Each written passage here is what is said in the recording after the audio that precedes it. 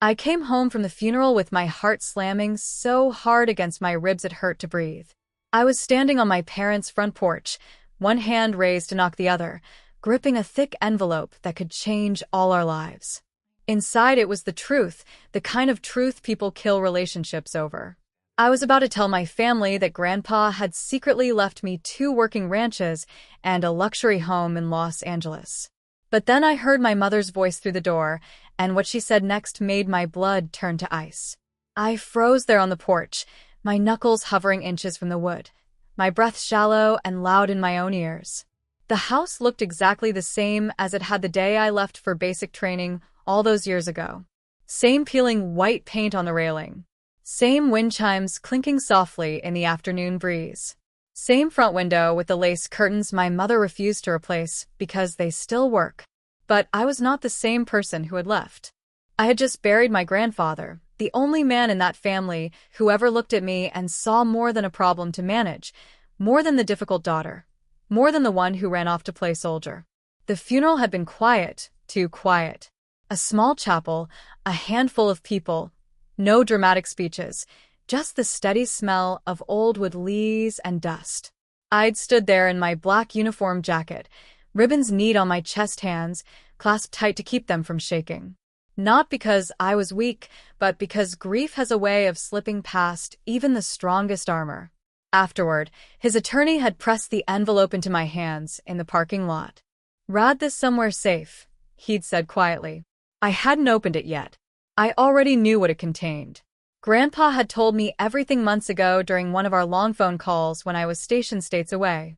He trusted me with the truth because he didn't trust anyone else with it. Not my parents, not my siblings, not even his church friends. "You understand responsibility," he'd said. "And you understand silence." He was right. Now that silence wrapped around me again as voices drifted through the closed front door. My mother's voice came first, low, sharp, controlled. "She's here." I saw her car. My stomach dropped. My father replied, his tone clipped in that familiar way that meant he was already irritated. "Good. Everyone remember what we talked about?" I swallowed hard. What we talked about. Then my younger brother laughed. A short, careless sound. "Just don't let her get dramatic. She always does that." My sister chimed in softer, but no kinder. "Do you think she'll try to take charge? You know how she gets. Acting like she's better than everyone." I felt something cold settled deep in my chest. My mother again. That's why we have to stay calm, sympathetic. If she thinks we're on her side, she'll sign whatever we put in front of her. My fingers tightened around the envelope. "Sign what?" My father exhaled sharply. "The lawyer said it's easier if she cooperates, especially with her history." History. That one word hit me harder than any insult. My mother lowered her voice further. "PTSD, long deployments, exhaustion. We can frame it as concern. We're worried about her mental state after the funeral, after the military." The porch tilted slightly under my boots. My sister hesitated. "Is that legal?" "Oh, don't be naive." My mother snapped. "It's for her own good. Temporary guardianship, just until things are settled." Guardianship? The word rang in my head like a gunshot. My brother laughed again. "Once it's done, she won't be able to touch anything without us. Makes things simpler." I felt sick. My father's voice turned practical, almost bored. "The doctor is coming tomorrow morning. He owes us a favor. He'll do the evaluation, sign the paperwork. We just need her tired, confused, emotional." There it was, the plan. They weren't just talking about controlling paperwork. They were talking about controlling me. My mother sighed the way she did when she thought she was being reasonable. "Honestly, this is better than letting her mess things up. She's never been good with money or decisions or family." I stared at the door, my reflection faint in the glass. A decorated service member, a woman trusted with lives equipment, classified operations. And behind that door I was still the family liability. My brother spoke again, eager now. "Once everything's under our control, we can sell one of the ranches, or both. The LA house alone could enough," my father cut in. "One step at a time. First, we secure authority. Then we talk assets." Assets. They were already counting money they didn't know they couldn't touch. I closed my eyes. For one brief, foolish moment, I had imagined walking into that house and telling them the truth. Imagined relief on their faces, gratitude, maybe even pride. I had imagined saying, "It's okay. Grandpa took care of us. We're safe." I almost laughed at my own stupidity. The envelope in my hand suddenly felt heavier than steel.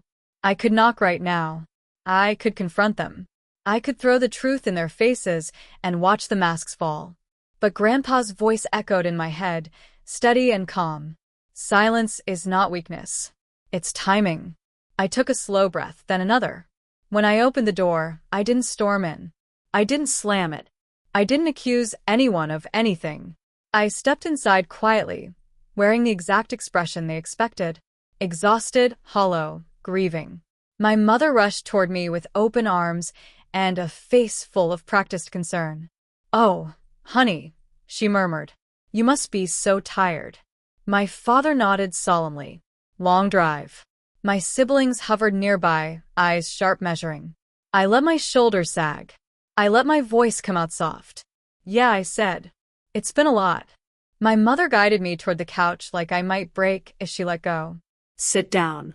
You shouldn't be making any big decisions right now." I met her eyes and nodded obediently. Inside, something else had already started to harden. They thought I was vulnerable. They thought I was alone. They thought I was the one walking into a trap. They had no idea I was already planning my way out. I sat on my parents' couch like I'd done 1,000 times before, hands folded in my lap boots, planted carefully on the rug my mother vacuumed in perfect lines. The house smelled like lemon cleaner and overcooked coffee comforting once. Now it made my stomach twist.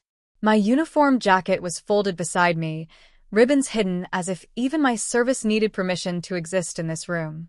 My mother hovered. She always did that when she thought she had the upper hand. She brought me a glass of water I hadn't asked for, then adjusted a throw pillow behind my back as if I were fragile porcelain instead of someone who had slept on concrete and sand. "You look pale," she said softly. "Have you been eating?" "I'm fine," I replied, keeping my voice even. Tired, but even. My father stood near the doorway, arms crossed, observing. He never hovered. He evaluated. His eyes flicked from my face to my hands to the faint scar along my knuckle. I wondered what he saw.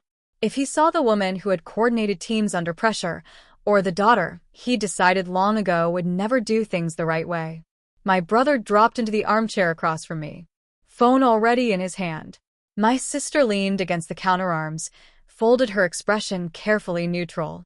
We looked like a family gathered for comfort. We sounded like it too, at least on the surface. "I'm sorry about Grandpa," my sister said. "I know you two were close." I nodded. That part was true. He was the only one who had called me first instead of last.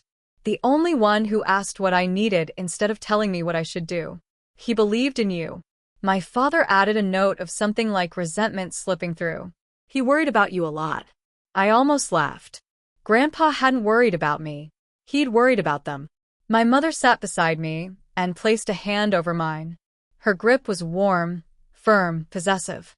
"Sweetheart, after everything you've been through, losing him your deployments, it's okay to let us help." Help. That word had always meant control in this house. I swallowed and let my gaze drop. "I don't really know what to do right now," I said quietly. "I'm just trying to get through today." It was the first brick in the wall I was building, and I felt it settle into place. They exchanged looks, subtle, quick, the kind they'd practiced without realizing it. My father cleared his throat. "Did the lawyer say anything about paperwork?" There it was. I hesitated just long enough to make it believable.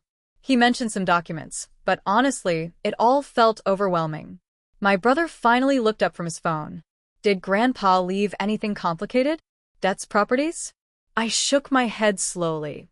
"From what I understand, it's not good news." My mother's fingers tightened around mine. "What do you mean?" I took a careful breath. "There may be some outstanding taxes, legal fees. The attorney said it could take time to sort out. I might even be responsible for some of it." Silence dropped into the room like a weight. My sister's face tightened. My brother leaned back suddenly, disinterested. My father's jaw set. My mother recovered first, smoothing her expression into concern. Oh, honey, that's a lot for one person. It is, I agreed. My father nodded slowly. Well, we'll need to make sure you don't sign anything hastily. I looked up at him. I thought that was my decision. Of course, he said quickly. We just want to protect you. Protect. I bit back the bitter smile, threatening to surface. The conversation drifted after that, circling without landing.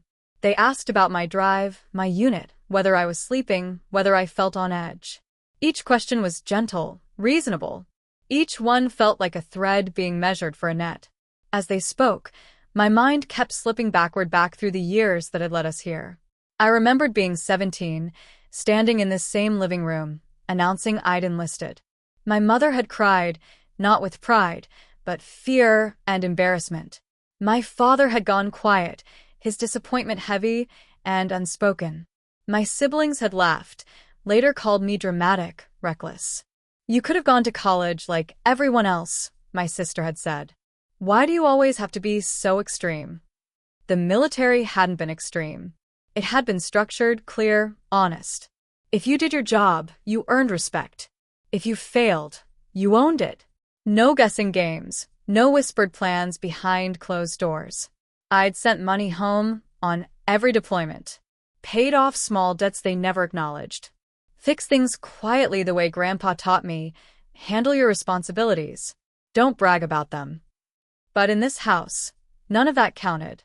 Here I was still the daughter who left, the one who didn't fit, the one who needed supervision. My mother stood and announced she was making dinner. My sister joined her, the two of them moving around the kitchen in familiar choreography. My brother disappeared into the hallway, already bored. My father sat across from me, studying his hands. You know, he said finally, after trauma, people don't always see things clearly. I met his gaze. What kind of trauma? He shrugged. Combat, loss, stress. I nodded. That's true. He seemed encouraged by my agreement. Sometimes it helps to let family handle things for a while. I leaned back into the couch cushion, feeling the fabric press against my spine. Maybe, I said, for a little while. The trap was closing, and they thought I was stepping into it willingly. Later that night, they showed me the guest room. Same as always. Clean sheets, no lock on the door. My phone was on the dresser where I'd left it, but when I checked it, the battery was nearly dead. We'll plug it in downstairs, my mother said brightly. So you can rest. I let her take it. As the door closed behind her, I sat on the edge of the bed in the dark and listened to the house settle, pipes ticking, floorboards creaking, familiar sounds that suddenly felt foreign. I reached into my bag and felt the edge of the envelope hidden beneath my clothes, solid, real. They thought I was disoriented. They thought grief had softened me. They thought authority flowed only one way in this family. I lay back on the bed, staring at the ceiling, and made a quiet promise to myself.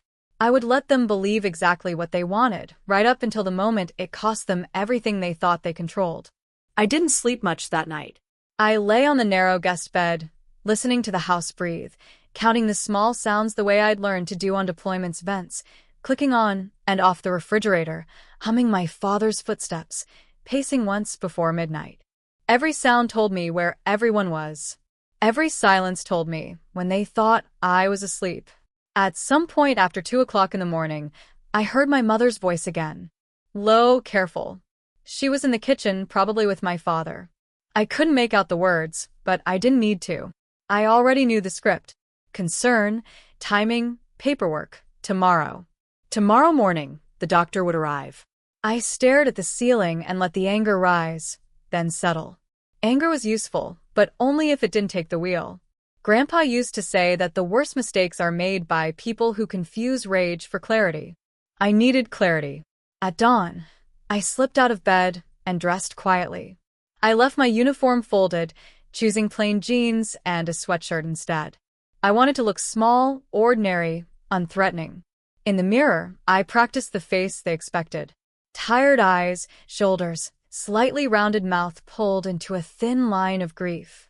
Downstairs, my mother was already awake, moving quickly, efficiently. She smiled when she saw me. "You're up early." "Didn't sleep well," I said. She nodded sympathetically. "Of course you didn't. Breakfast was oatmeal, thin, watery." She placed the bowl in front of me and watched as I ate a few spoonfuls, then paused. "You don't have much of an appetite." "I guess not." She exchanged a glance with my father across the table. It was subtle, but I caught it. A mark on the checklist. By mid-morning, my brother and sister had gathered in the living room, all of us orbiting the same unspoken center. My phone was still downstairs, plugged in somewhere out of sight. When I asked for it, my mother smiled apologetically. "Oh, honey, it's charging. You don't want to be distracted today." Distracted from what? At 10 sharp, the doorbell rang. My heart didn't race. It didn't need to. This wasn't a firefight. This was something colder. My mother opened the door with both hands, clasped, her posture radiating relief. "Doctor, thank you so much for coming." He stepped inside, mid-50s, expensive jacket, practiced warmth in his eyes. He smiled at me like I was already a patient. "You must be her," he said gently. "I'm Dr. Collins." I nodded slowly, the way they wanted me to. "Hi." He took a seat across from me, setting a leather folder on the coffee table. "Your family's been very worried." "I know," I murmured. My sister jumped in. "She's been so forgetful lately, and jumpy." My brother added, "She barely eats." Dr. Collins nodded gravely, making a note. "Grief can manifest in many ways." My father leaned forward. "We just want to make sure she's protected." Protected again. The doctor asked simple questions at first. The date, the day of the week, where we were. I answered them correctly, but slowly. I let my voice trail. I let my hands tremble just enough. Then he shifted gears. "Have you been experiencing confusion, difficulty making decisions?" I hesitated sometimes. My mother reached out, placing her hand over mine. "She doesn't mean to, doctor. She's always been so independent." The implication hung there, too independent to know what's good for her. The doctor nodded. "It might be wise to consider temporary measures, just until things stabilize." I looked up, meeting his eyes for the first time. "What kind of measures?" He smiled, calm and reassuring. "Support, oversight, someone to help manage responsibilities." I glanced around the room. My family watched me closely, waiting for me to nod, to agree, to hand over the wheel. Instead, I asked like guardianship. The room went very still. My mother laughed lightly. "Oh, honey, don't use such a heavy word." "But that's what it is," I said quietly. Dr. Collins cleared his throat. "It can be framed many ways." I leaned back, letting the softness drain from my posture. "Not all at once, just enough to shift the air." "I've been responsible for classified operations," I said. "For people's lives." My father stiffened. "This isn't the time." "It is," I interrupted, my voice steady. "Because you're not worried about me. You're worried about control." My mother's smile faltered. "Sweetheart, you're confused." "No," I said, "I'm clear." Dr. Collins closed his folder slowly. "I think emotions are running high." "They are," I agreed, "which is why you should leave." My sister gasped. "You can't talk to him like that." "I can," I replied. "And I am." I turned to the doctor. "You were invited here under false pretenses. There's no medical emergency, no consent, and no authority." He stood uncomfortable now. "This is a family matter." "Yes," I said, "and you're not family." He didn't argue. He gathered his folder and left without another word. The door closed behind him with a soft click. For a moment, no one spoke. Then my mother exploded. "What is wrong with you? Do you know how embarrassing that was?" I stood up slowly. "What's embarrassing is planning to declare your own daughter incompetent." My father's face darkened. "Watch your tone." I reached into my bag and pulled out the envelope. "Before you say another word," I said, "you should know something." Their eyes locked on the paper. "Grandpa didn't leave me debts," I continued. "He left me assets." Silence. "2 working ranches," I said. "And a house in Los Angeles." My brother swore under his breath. My sister's mouth fell open. My mother took a step toward me, her face already rearranging itself into joy. Oh, sweetheart, she breathed. Why didn't you say so? I folded the envelope back into my bag. Because now, I said calmly, I know exactly who you are. They changed immediately. I had seen it happen before on base in briefings in rooms where power shifted with a single sentence. Faces rearranged themselves, voices softened, spines straightened. The moment I said Los Angeles, the air in the living room warmed like a switch had been flipped. My mother reached for me, with both hands this time. Honey, that's wonderful news. Grandpa always had such good instincts. My sister let out a breathy laugh. Wow. Wow. My brother was already calculating. I could see it in the way his eyes darted, the way his foot bounced. LA property alone is insane right now. My father stayed quiet, which was how I knew he was angry, not relieved. Angry that I hadn't told him sooner, angry that control had slipped. I didn't give them time to recover. I didn't give them documents. I didn't give them numbers. I'm exhausted, I said. I need rest. My mother nodded eagerly. Of course, you've been through so much. That night, the house shifted. Dinner was better real chicken, not soup. The heat was turned up. My phone reappeared on the nightstand, fully charged as if it had never been taken. Small comforts returned like favors. It was almost impressive how quickly they adapted. But cruelty, once revealed, doesn't disappear. It only learns new disguises. The next morning, my father asked if I wanted coffee. He hadn't made me coffee in years. My sister offered to run errands together. My brother joked about how proud he was of me. Each kindness landed wrong like applause at a funeral. I played along. I smiled when expected. I thanked them. I let them think they had salvaged the situation. But I also noticed what didn't change. My mail didn't arrive. My mother said she'd sorted it to help. When I asked where the car keys were, my father said he'd moved them for safety. When I tried to step outside alone, my sister asked where I was going. It was subtle, plausible, deniable. They weren't abandoning the plan. They were adjusting it. By the third day, the tone had shifted again. Less syrup, more pressure. You've been pacing at night, my mother said over breakfast, watching me carefully. I couldn't sleep, I replied. That's not healthy, my sister chimed in. You jumped when the door slammed yesterday. It surprised me. My brother laughed. You've always been jumpy. My father folded his newspaper. After long-term stress, symptoms can come and go. I took a slow sip of coffee. What symptoms? Disorientation, he said calmly. Irritability. Difficulty trusting loved ones. There it was. The language clinical prepared. That afternoon, my mother sat beside me on the couch, the same spot as before. She held my hand again, just like she had on day one. We love you, she said. And because we love you, we think you should talk to someone. I tilted my head. Talk to who? A specialist, she replied gently. Just to make sure you're okay. I pulled my hand back. We already tried that. She smiled patient. This one is different. I stood. I'm going for a walk. My father rose instantly. I'll come with you. No, I said, I need air. He hesitated, then nodded. Just don't go far.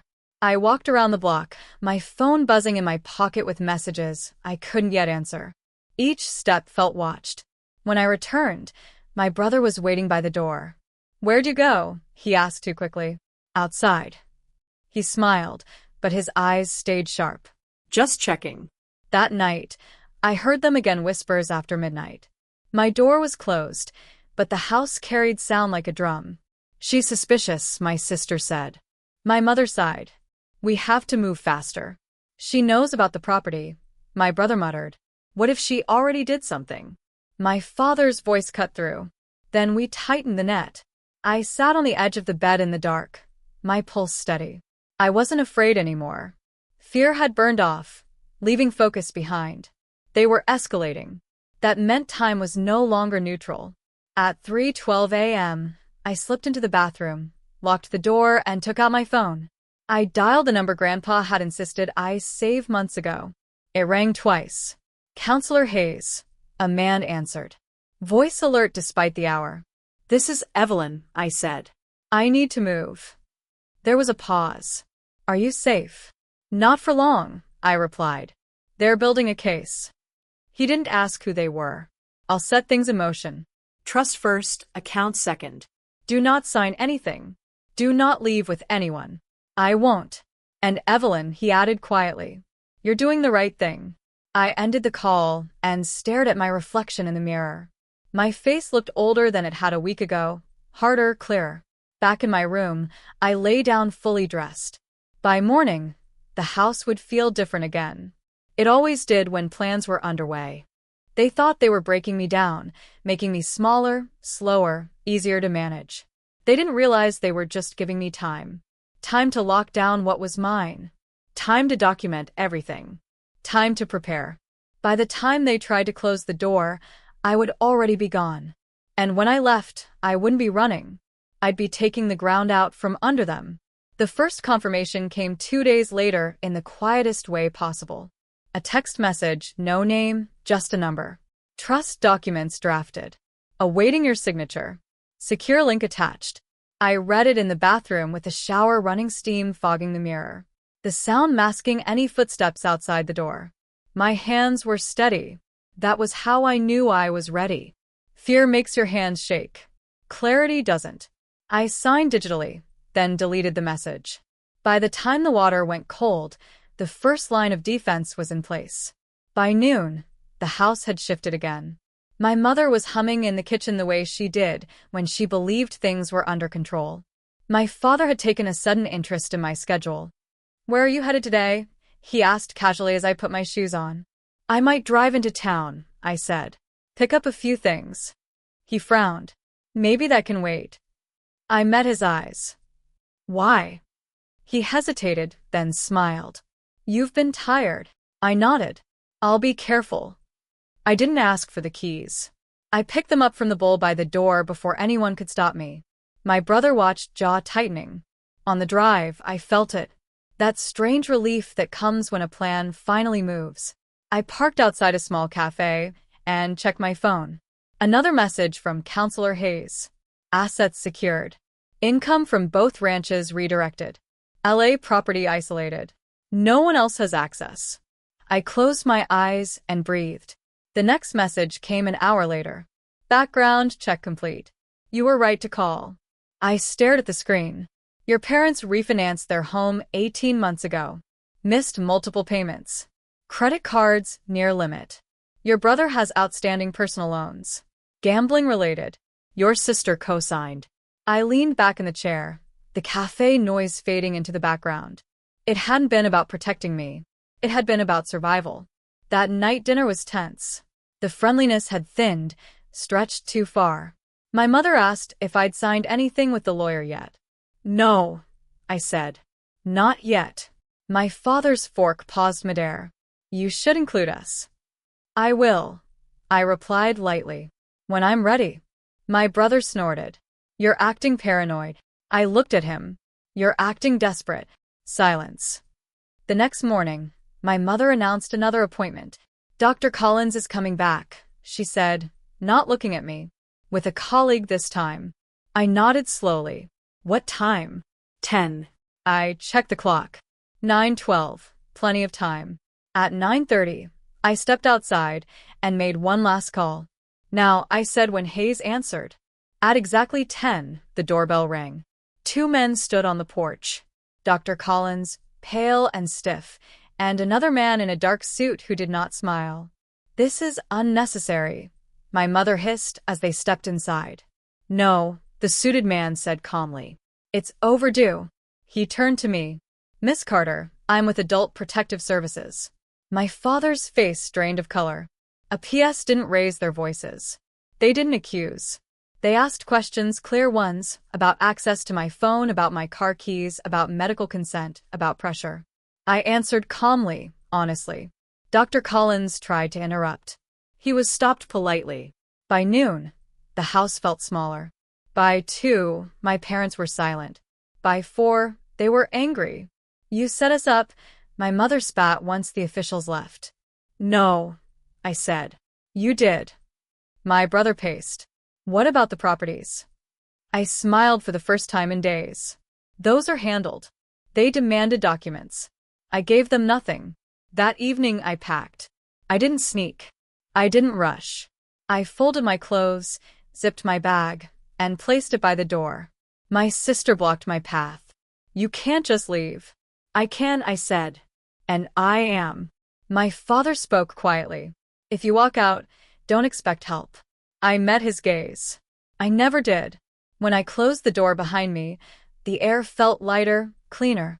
I drove straight to a hotel and slept for 14 hours. In the morning, my phone rang. Counselor Hayes again. Final confirmation. Trust is active. Assets are locked. No guardianship petition will survive scrutiny. I smiled into the pillow. They had tried to cage me with concern. Instead, they had handed me proof. I didn't go back to the house after that night. Not right away. I needed space, real space, not the kind you borrow while people watch your every move. I checked into a modest hotel near the highway, the kind with beige walls and a humming ice machine that never quite shut up. It wasn't luxury, but it was quiet, and quiet felt like oxygen. By morning, the messages started. My sister first. Can we talk my brother next? You overreacted. My mother after that. We were only trying to help you. I didn't answer. Instead, I met with Hayes in person at a small office downtown. No plaques on the wall, no unnecessary words. He laid out the timeline with the calm precision of someone who has seen this story before. They were preparing to file for emergency guardianship, he said, tapping a folder. They claim concern over your mental health following trauma and bereavement. With a cooperating clinician, they could have gained temporary control within days. Temporary, I repeated. He nodded. Temporary can become permanent very quickly. I thought of the locked doors, the missing phone, the careful questions, the thin oatmeal, the way my mother's hand had closed around mine. What happens now? I asked. They can still try, Hayes said. But the evidence cuts the other way. Coercive control, withholding communication, financial motive, a PS involvement changes the landscape and the property's untouchable, he replied. Your trust is airtight. I exhaled slowly. For the first time since the porch, since the whispers, since the word guardianship had crawled into my ears, my chest loosened. That afternoon, I returned not to the house, but to the curb in front of it. I parked across the street and sat for a moment, watching the familiar shape of the place that had taught me how easily love could be confused with ownership. Then I crossed. My mother opened the door before I knocked.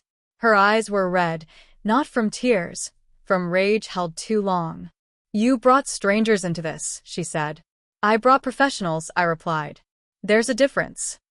My father stood behind her, stiff and silent. My siblings hovered in the living room, caught between anger and fear. I'm here to be clear, I said, not to argue. My brother scoffed. Clear about what? I took out a single sheet of paper. No logos, no seals, just plain language. This, I said, is notice. My mother's breath caught. Notice of what? Of boundaries, I answered. Effective immediately. I didn't raise my voice. I didn't need to. I will not sign anything you present, I continued. I will not submit to evaluations arranged without my consent. Any further attempts to restrict my movement, access my communications, or misrepresent my capacity will be documented and forwarded to my counsel and to APS. My sister stepped forward. You're tearing this family apart. I looked at her. Really looked. No, I said. I'm refusing to be torn down. My father finally spoke. You think money makes you right? I shook my head. Money revealed what you were willing to do. Silence spread thick and heavy. My mother's voice cracked. We're your parents. And I'm your daughter, I replied. Not your asset. I left the paper on the console table and turned toward the door. Wait, my brother called. What about us? I paused. Not because I doubted myself, but because I wanted them to hear the truth without heat. I don't owe you access, I said. I don't owe you obedience, and I don't owe you silence. Outside, the sky had begun to darken. I walked back to my car without looking back. That night, Hayes called again. They won't file, he said. Not with APS watching. Not with the evidence you have. Good, I replied. There's one more thing, he added. The LA property. Do you want to see it? I did. 2 days later, I stood in a quiet neighborhood where the air smelled like jasmine and asphalt warming in the sun. The house wasn't a mansion. It was solid, thoughtful, clean lines, light pouring through windows that faced west. It suits you, Hayes said. I walked through the room slowly. I touched the walls. I stood in the kitchen and imagined mornings without tension, evenings without surveillance, a life where decisions were mine alone. That night, my phone rang one last time. My mother. I let it go to voicemail. Her message was short. Careful. We need to talk. I deleted it because some conversations aren't unfinished. They're complete. And sometimes the bravest thing you can do isn't to fight. It's to leave with your dignity intact and your future secure. I moved into the LA house quietly. No announcement, no social media posts. Just a key turning in a lock that belonged to me alone. The first night, I slept on a mattress on the floor with the windows open, the sound of the city drifting in cars far away, a dog barking, someone laughing 2 streets over. It felt strange, that mix of loneliness and relief, like taking off a heavy pack you didn't realize you'd been carrying for miles. The ranches came next. I flew out to see them one by one. Dust on my boots, wind moving through tall grass, hands that knew the land better than they knew paperwork. Grandpa had been right to trust me with them. They weren't trophies. They were responsibilities. Work, continuity. I didn't sell them. Instead, I hired managers who knew what they were doing and left clear instructions. Fair wages, transparency, no shortcuts. Income flowed into the trust exactly as planned, steady, predictable, safe. That word safe meant something different. Now. Back at the house, I set boundaries the way I'd learned to in uniform, clearly, calmly in writing. One email to my family. No accusations, no apologies. I'm safe. I'm stable. I'm not discussing assets. Please respect my request for space. Any further contact should be about health or emergencies only. I didn't ask for understanding. I didn't explain myself. Their responses came anyway. My sister sent paragraphs about forgiveness and keeping the family together. My brother tried humor, then guilt, then anger. My father sent one sentence. You've changed. He was right. My mother waited the longest. When her message finally came, it wasn't dramatic, just a single line. We never meant to hurt you. I read it twice. Then I closed my phone and went back to what I was doing, which for the first time in a long time was choosing my own life. Weeks passed. Then months, the quiet stopped feeling empty and started feeling full. I set up a small office in the spare room. I volunteered with an organization that helped veterans navigate financial abuse because it happens more than people like to admit, and because silence protects the wrong people. Sometimes late at night, I thought about the porch, the door, the moment everything could have gone another way. I thought about how close I came to knocking, to handing over the envelope, to trusting people who had already decided who I was allowed to be. I didn't feel anger anymore. Not sharp anger, anyway. What I felt was clarity. Family isn't the people who demand control when you're vulnerable. Love isn't something that requires your signature. Concern isn't something that locks doors. One afternoon, while I was sorting mail, a familiar name appeared on an envelope, my sister's handwriting. I didn't open it right away. I made tea. I stood by the window and watched the sun tilt toward evening. The letter wasn't an apology. It wasn't a thread either. It was something quieter. She wrote about fear, about money, about how quickly people can convince themselves they're doing the right thing when they're really just afraid of losing comfort. I folded the letter and put it away. Maybe one day we would talk. Maybe not. That decision didn't have to be made immediately. And that too is freedom. On my birthday, I visited Grandpa's grave alone. I told him thank you not just for the properties, but for the lesson, for seeing me, for trusting my silence. I did okay, I said aloud, feeling a little foolish and not caring. I think you'd be proud. The wind moved through the trees, and for a moment that was enough of an answer. If there's one thing I learned through all of this, it's that strength doesn't always look like confrontation. Sometimes it looks like preparation. Sometimes it looks like walking away without slamming the door.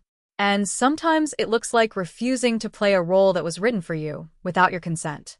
If you're listening to this and something inside you feels familiar, if you've ever been told you're too emotional, too broken, too unstable to make your own choices, please hear this. You are allowed to protect yourself. You are allowed to ask for help, and you are allowed to say no even to people who raised you. I'd love to know where this story found you. If it resonated, leave a comment and tell me where you're listening from. Share it with someone who might need to hear that silence can be strategic and boundaries can be an act of love for yourself. We share stories like this every day, so subscribe if you want to keep walking this road with us. You're not alone, and you don't have to give up your power to belong.